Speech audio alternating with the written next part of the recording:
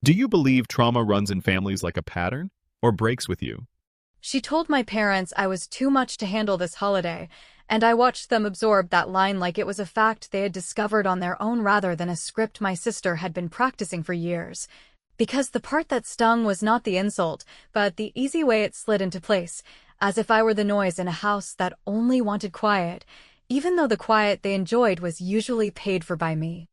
I did not argue or send a long text or ask for fairness, because I have learned that when people decide you are the problem, your calm version of the story sounds like a sales pitch and your angry version sounds like proof. So I just sat with the reality that the same parents who call me when the car registration lapses or the dental bill appears out of nowhere suddenly found it convenient to believe that I am the one making everything hard, even though the only thing I make is payments. For years, I've been the one who adds a little to the account when the lights are about to be shut off, who puts a card on file with the school so lunch balances never embarrass anyone, who moves money into a small college fund each month because two kids did not choose the chaos that raised them, and I never put my name on any of it to be praised, because I figured dignity was worth more than applause, and that keeping my sister from losing face in front of her own children was the cleanest way to keep peace. Melissa learned to spin that quiet as control, and she is good at it because she is warm in a room and sharp in a group chat, and she makes jokes about how I love rules and schedules while she loves spontaneity, but somehow her spontaneity always needs my card.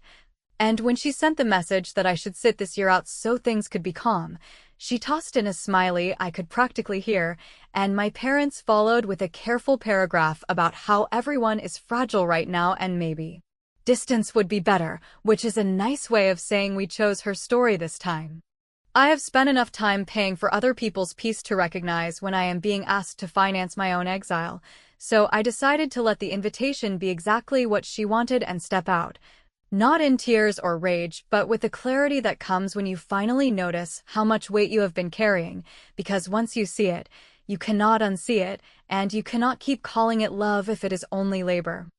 I open the folders and portals that I use when something breaks on their side of the fence, the ones I have organized so no one has to ask twice, and I looked at the cell plan where my sister's line lived like a barnacle on a boat I paid a dock. At the gym membership I extended through my company's family plan because she said fitness was the only thing keeping her sane, at the little automatic transfers that slide into two education accounts every month without fanfare, and I thought about how many times I told myself that this quiet support was the adult version of affection.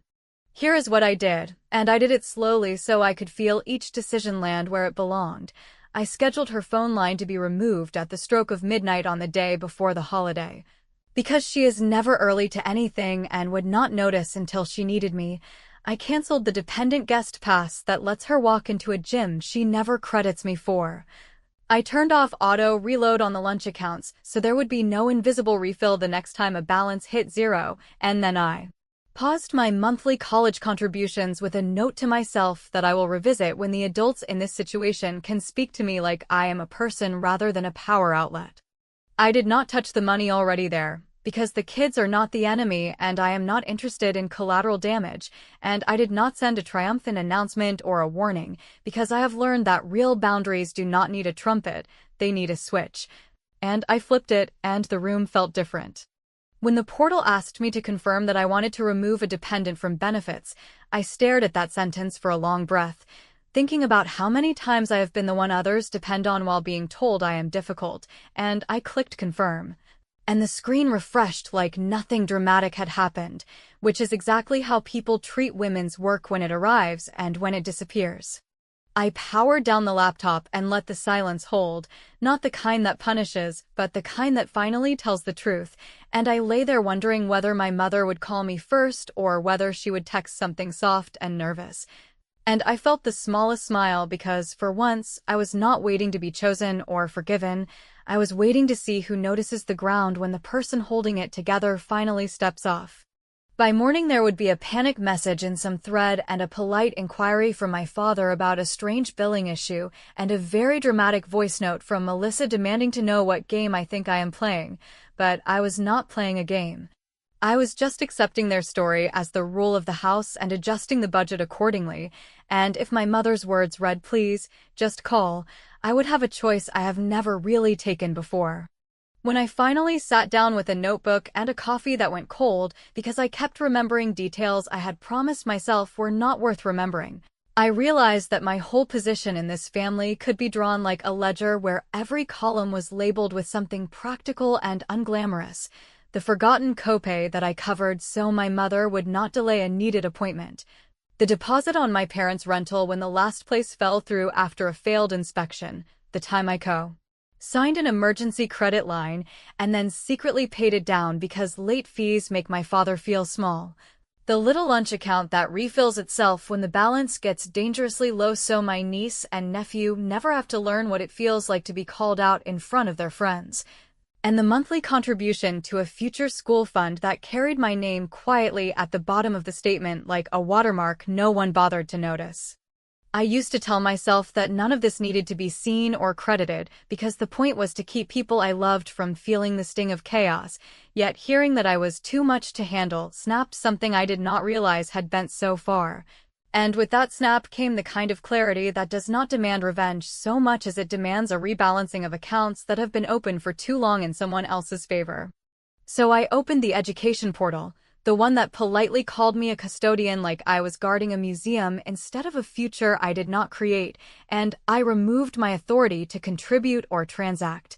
Then I changed the responsible contact to Melissa and her husband so the glossy quarterly statements and the not-so-glossy requests for additional documentation would arrive in the same mailbox that has produced so many opinions about how I should behave. And because I am not cruel and I refuse to let children carry the cost of adult arrogance, I prepaid cafeteria lunches through winter break and added a note to the school office that the kids should not be stopped at the register under any circumstance, because an adult failed to do the adult part.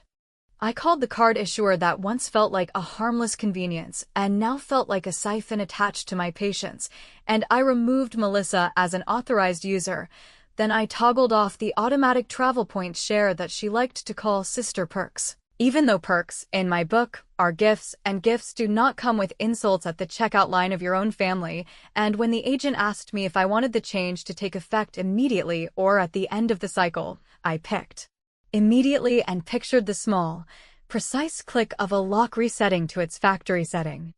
I logged into the utility accounts that have sat like quietly faithful dogs at the edge of my budget, and I replaced my backup autopay with email reminders that will now land in my father's inbox, which he checks every morning like a ritual. And I lined up the due dates with their pension deposit so the lights will stay on without my silent assist, not because I am soft, but because I am precise, and I know the difference between accountability and punishment. At work, I submitted the benefits change that moved me from a family plan to employee only, and I skimmed the automatic language about coverage continuity that would be mailed to the dependent address on file, which, yes, is my sister's apartment. And while I will not pretend I did not feel a spark of satisfaction imagining her opening an envelope that explains how benefits end when a dependent relationship ends,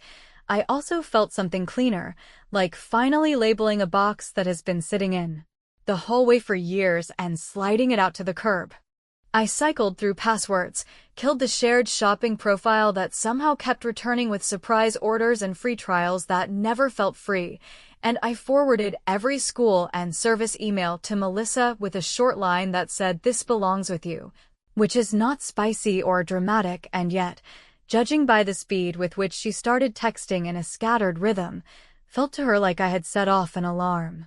By late afternoon, a message from my father arrived that tried to sound curious instead of anxious, asking whether a certain card was experiencing a technical issue at the grocery store because Melissa's transaction had been declined and the cashier had asked her to step aside while she called her bank, and while a younger, softer version of me would have felt the immediate urge to erase her embarrassment by sending a payment from the parking lot, this version let the moment sit where it belonged, a small but accurate demonstration that the person you call excessive is often the person who quietly underwrites your definition of normal.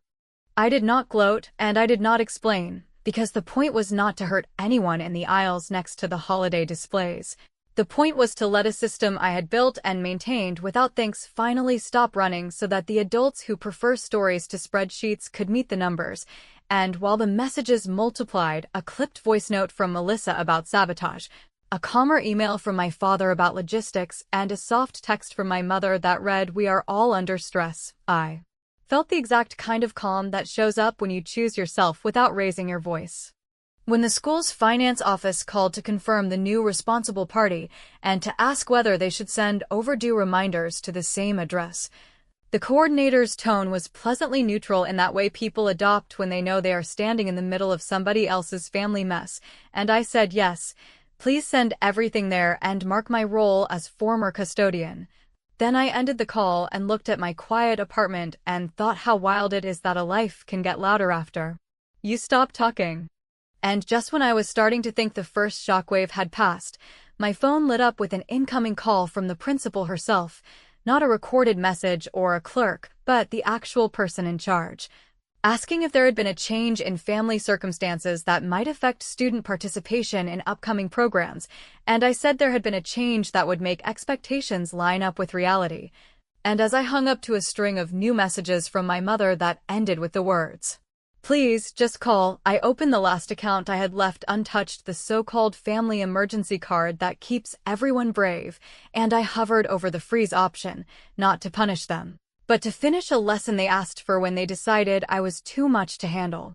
By the time the weekend rolled around and the group thread had mutated into a catalog of minor emergencies dressed up as questions, I could feel the old reflex, the one that makes me reach for my wallet faster than I reach for a boundary, twitching in the background, yet I kept my hands still and my tone even as I told my father that the card decline at the pharmacy was not a glitch that needed my intervention, but a handoff that had been overdue for years, and when he asked me, in that gentle way that makes me want to fix everything just to make the tremor leave his voice, whether I would consider one last bridge until after the holiday, I said that I understood the stress and I cared about his health. And then I added that he and Mom are capable adults who can call their insurer, request the temporary override, and pay the difference with their own funds, which felt almost rude in a family where my silence has always been the lubricant that keeps the machine pretending it runs on love alone. Melissa, who performs best when she has an audience and a villain, called 3 times without leaving a message and then sent a voice note full of teeth, accusing me of theatrics and sabotage and cruelty. And while the version of me from a year ago would have opened the banking app while apologizing for the inconvenience, the current version typed one sentence that said it sounds like the right people are finally holding the right accounts,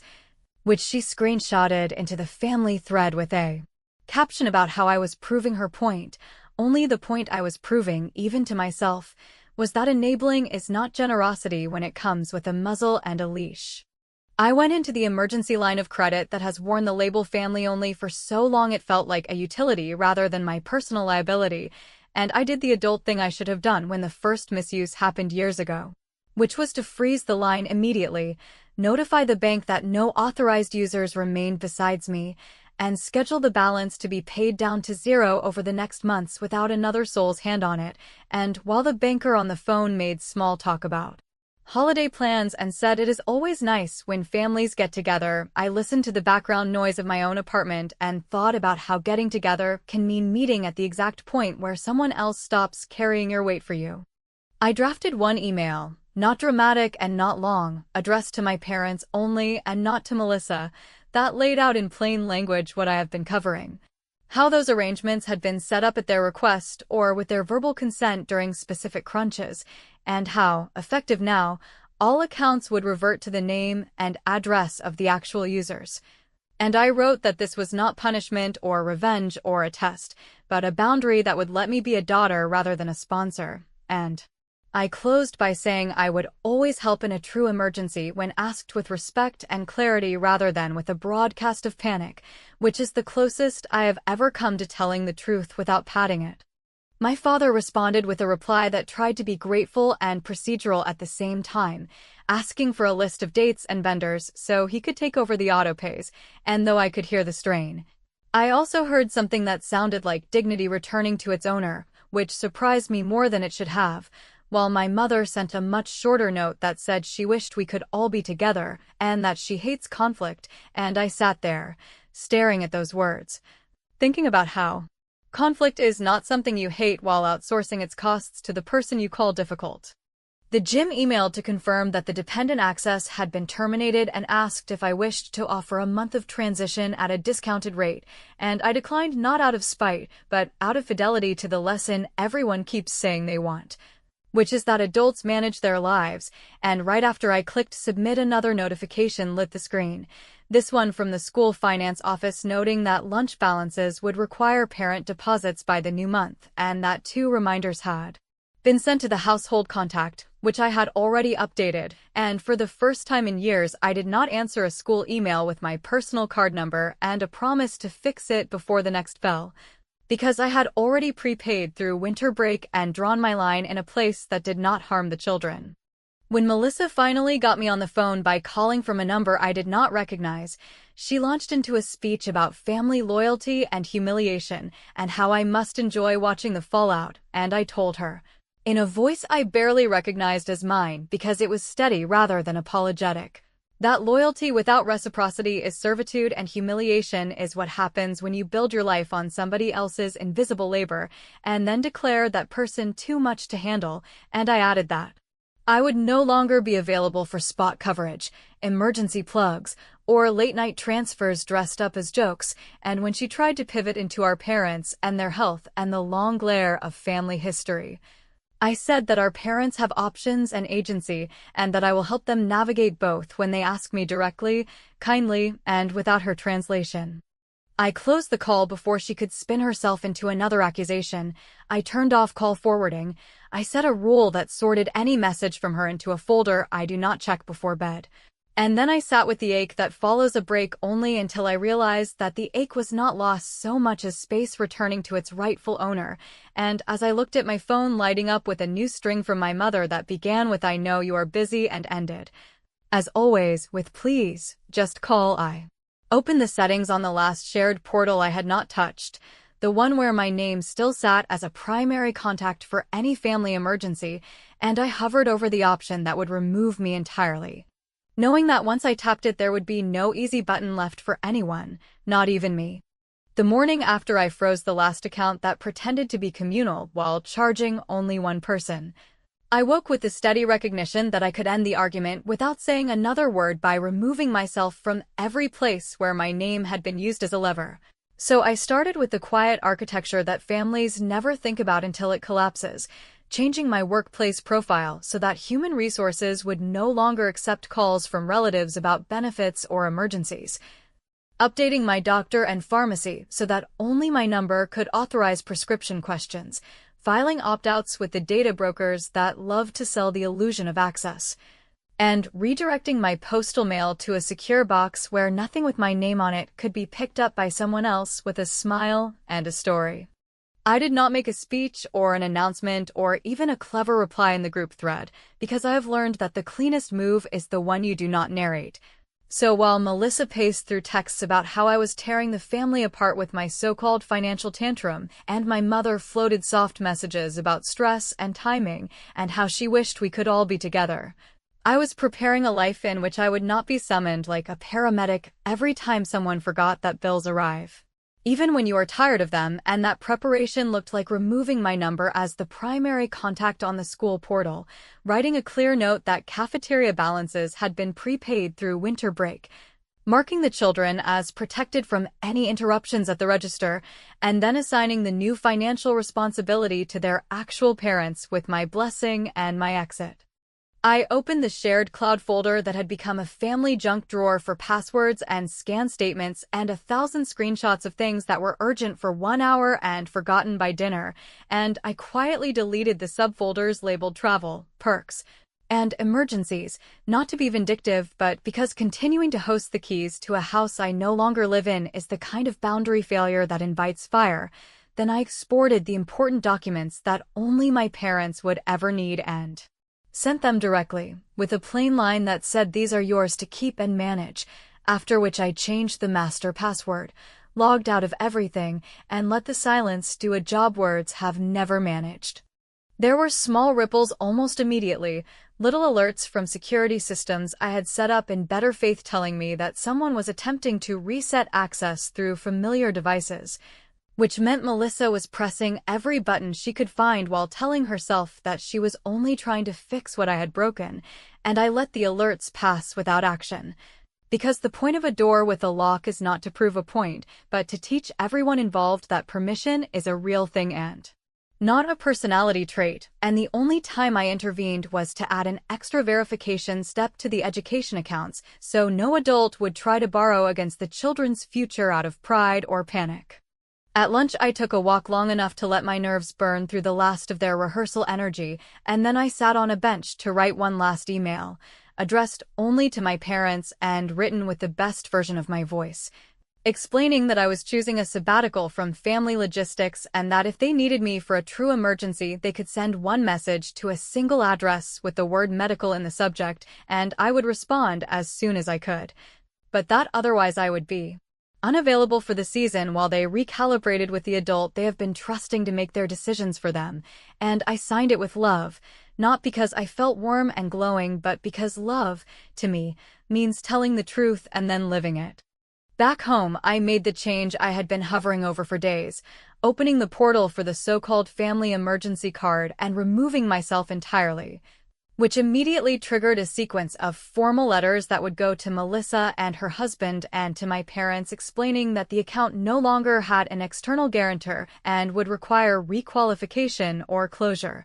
And I sat with the knowledge that the words guarantor and daughter had been allowed to merge for far too long, and that separating them would sting and then heal, much like any other necessary surgery you postpone until the pain forces your hand. Because I refused to weaponize the children to make a point, I sent a private message to their principal confirming that participation fees for the next events had been covered and that no child should experience public embarrassment over an adult's unfinished paperwork. And the principal thanked me in a tone that suggested she understood more than she asked, which is all I wanted from anyone in the professional layer of this situation, and then I turned my phone face down and let the household that had labeled me too much walk around for the first time without the scaffolding they said they despised. By dusk, which I noticed only because the screen grew dimmer and not because I was tracking the day like a poem, my mother's messages had shifted from careful optimism to the pleading rhythm I know too well. A collection of lines about how this was getting out of hand and everyone was saying things they did not mean and the holiday was supposed to be peaceful and could I please just call. While my father sent a practical note asking if I still had the contact for the insurance representative who helped during their last billing dispute, and I answered that one with a number and a wish for a smooth call, then closed the thread without taking the bait that always drags me into the role I play best and hate most. The revenge in disappearing, if you can even call it revenge, is not the thrill of watching other people scramble, but the quiet relief of no longer sprinting to turn chaos into normal with a credit card and a smile. And as that relief settled into my muscles, I moved to the last logistical not on my list, the lease addendum I had signed years ago as a favor when Melissa's first application faltered. And I filed the notarized revocation that removed me as a guarantor going forward, which would not evict anyone and would not ruin anyone's holiday, but would require the property manager to re-underwrite the lease at renewal and to communicate directly with the people who live there about what they can afford without an invisible third adult in the equation.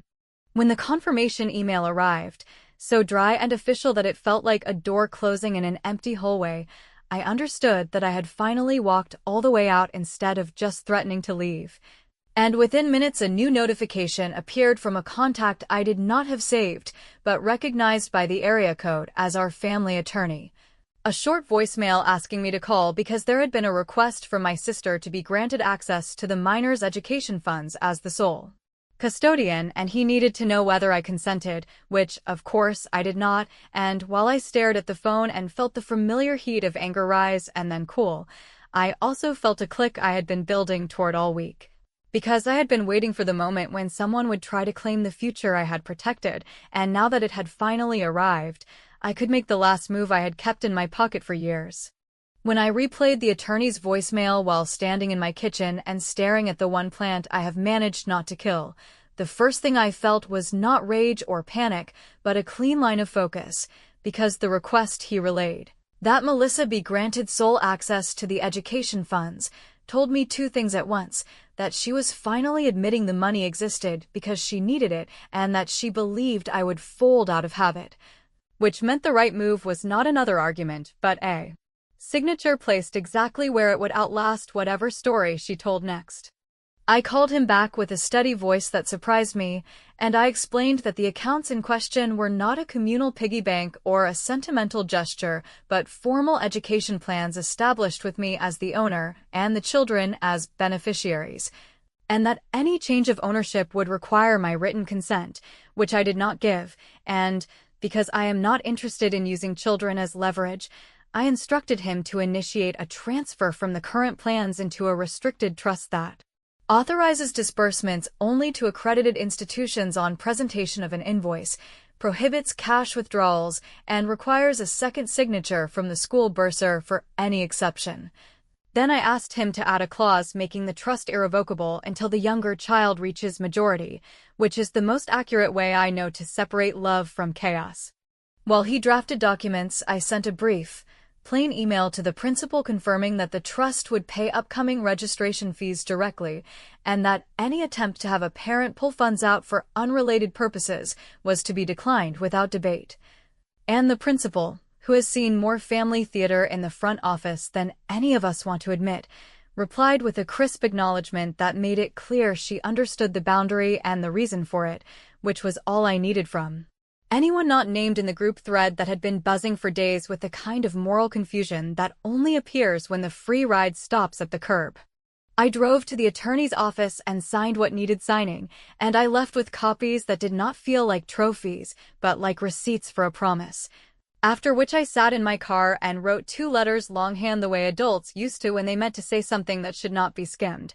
One for my parents that laid out in careful terms how the trust protects their grandchildren's future while removing me from the role of family underwriter, and one for the children sealed in envelopes, addressed to their future selves, explaining that school is paid for because someone loved them enough to set rules that could not be bent by anyone having a loud week.